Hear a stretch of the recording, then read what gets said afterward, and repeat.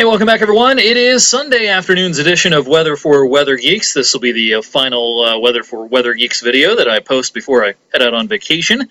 Starting tomorrow, I will have the week off for Christmas, and so I look forward to seeing you once again after the holiday. But in the meantime, of course, we have had kind of very strange weather this weekend.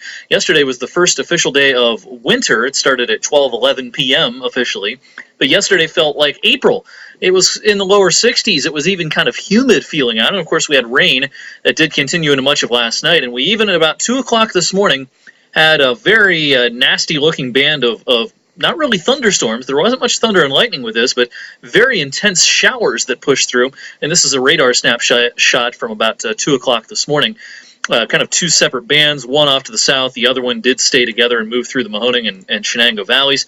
In any one spot, we got 7 or 8 minutes worth of really intense wind, and we had some really, really heavy rain for a time as well. Rainfall rates were up around 6 and 7 inches per hour. Thankfully, that type of rainfall rate didn't last too long, but this is what the radar looked like when that went through.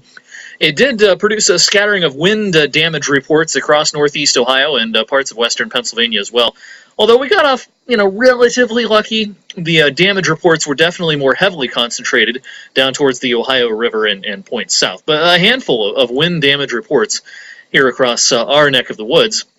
And, of course, rain's been a big story over the last few days. On average, in northeast Ohio and western Pennsylvania, we've picked up anywhere between 1.5 inches to 2.25 inches of rain on average. It was a lot worse off to the south and west, though, as we expected. This is a Doppler radar estimated rainfall total, and what we're looking at here to get you bearings. This is southwest Ohio. Here's Columbus, here's Dayton, here's Cincinnati, and here is a bullseye just north and west of Dayton, where they got upwards of 6-7 inches worth of rain. When you see these kind of purple colors here on this particular view, that corresponds to about 7 inches worth of rain. So massive flooding problems not only in southwest Ohio, but out into Kentucky, Indiana, parts of Missouri, Tennessee. Some places got up to 9 inches worth of rain out of this storm, down in through here, the lower Ohio River Valley. All right, let's talk about what's going on now.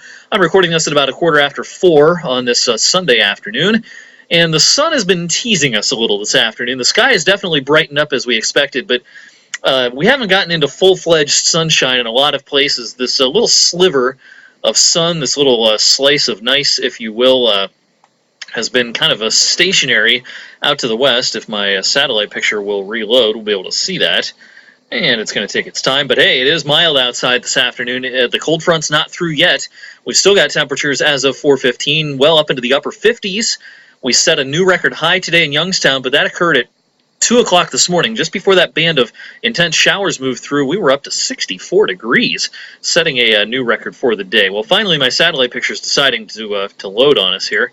And this kind of skinny band of sunshine has been sort of stationary out around I-71. It hasn't made a whole lot of eastward progress just yet. But our cold front, well, it's right out through here, pretty easy to pick out. Temperatures dropping quickly west of I-71 this afternoon, 30s and 40s around Toledo, 50s to around 60 in northeast Ohio.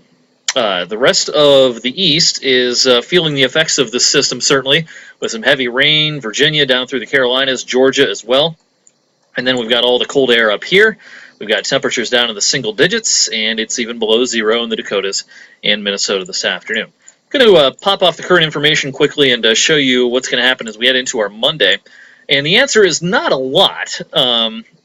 I do think that Monday may start a little damp. Here's the predicted radar tomorrow morning at 6 a.m. Our front's going to stall along the eastern seaboard, and a little moisture is going to sneak back up the Appalachians. And, I think tomorrow morning at around daybreak, 8, 9 o'clock, we could see a little bit of precipitation around parts of the region. I think your best chance to see a little drizzle or even a kind of a mix of drizzle and flurries is going to be southeast of Youngstown, so Columbiana County, Lawrence County, places such as that.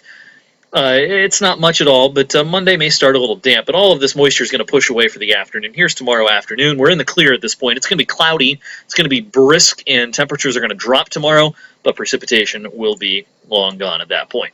All right, so Christmas Eve is coming up on Tuesday, and what we have going on Tuesday is another system pivoting through the Great Lakes, pretty vigorous-looking little system.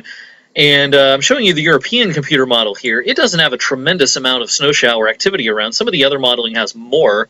And I do think there's a chance that in parts of the region we see a coating, maybe a half an inch worth of snow, on Christmas Eve day, during the day on Tuesday. Maybe just enough to cause a few slick spots if you're doing some traveling on Christmas Eve.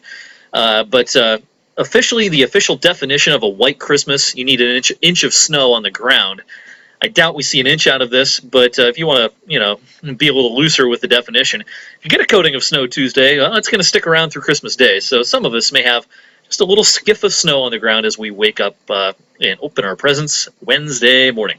Wednesday itself, Christmas Day, looks quiet. Next Arctic front arrives Wednesday night into Thursday. So after a tranquil Christmas Day, Thursday could feature a few flurries with this front pushing through, and that's going to usher in a fresh batch of really cold air for the upcoming week. Little sneak peek beyond the Christmas holiday and actually beyond late in the week. Now we're talking about the period from the 29th through January 5th. So this takes us into the new year. And boy, does it look cold, particularly up in Canada, the upper Midwest. That's where our biggest departure from averages are likely to be. Some places up there maybe 10 to 15 below average. And for them, for the average at this time of the year, the average high is in the teens. Well, that means a lot of places are going to be spending a lot of time below zero. For us in Ohio, Pennsylvania, this period at the end of the year and heading into the new year could be a few degrees below average, and that means we'll probably have several days in a row where we're going to struggle to get out of the 20s during that transition from 2013 over to 2014. So once the cold comes back in tomorrow, Old Man Winter's not going to let up anytime real soon. The beginning of the new year looks pretty cold. All right, that's weather for Weather Geeks on this Sunday. I'll be on 21 News tonight at 6, and again tonight after Sunday Night Football as well. As we head through the Christmas holiday, of course, you'll have Jess back in the morning on WFMJ Today. You're going to have Mike Joyce filling in most of the time on the 6 and 11 shows. So thanks for watching. I hope you have a great Christmas. Be safe, and I'll see you right back here a week from Monday. So Merry Christmas.